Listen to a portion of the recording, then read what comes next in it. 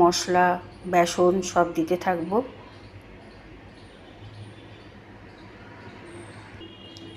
এখানে আমি মশলাগুলো দিয়েছি, বেসন, মশলার গুঁড়ো, ভেজে রাখা মশলার গুঁড়ো, ধনের গুঁড়ো, জিরের গুঁড়ো, স্বাদ মতো নুন দিয়ে ভালো করে মেখে নেব।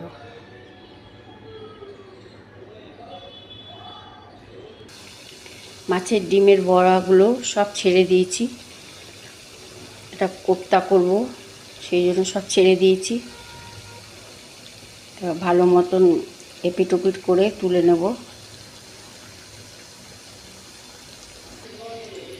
বড়াগুলো কি সুন্দর ভাজা হয়ে গেছে, এবার আমি তুলে নেব।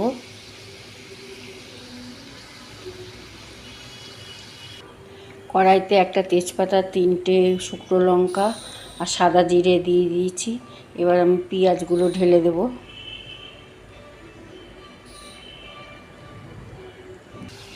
কড়াইতে হলুদ বাটা, আদা বাটা, ধনে বাটা, জিরে বাটা, লঙ্কা বাটা সব দিয়ে দিয়েছি। এবার ভালো করে লাল করে ভেজে নেব। মশলাটা কষানো হয়ে গেছে, এবার আমি দইটা ঢেলে দিচ্ছি।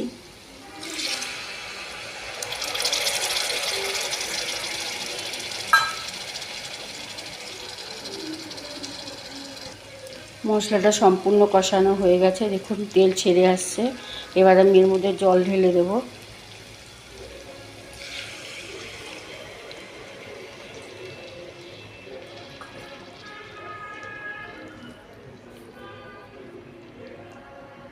এবার বড়াগুলো আমি ছেড়ে দেব।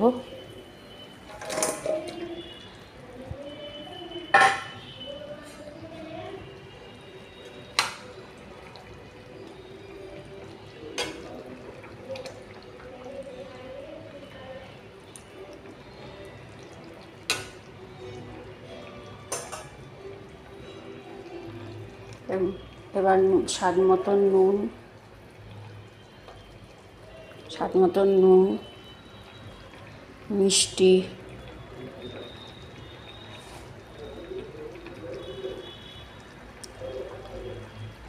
খানিকক্ষণ রাখবো, 5 মিনিটের মতন রাখবো। মাছের ডিমের কোপ্তাটা তৈরি হয়ে গেছে।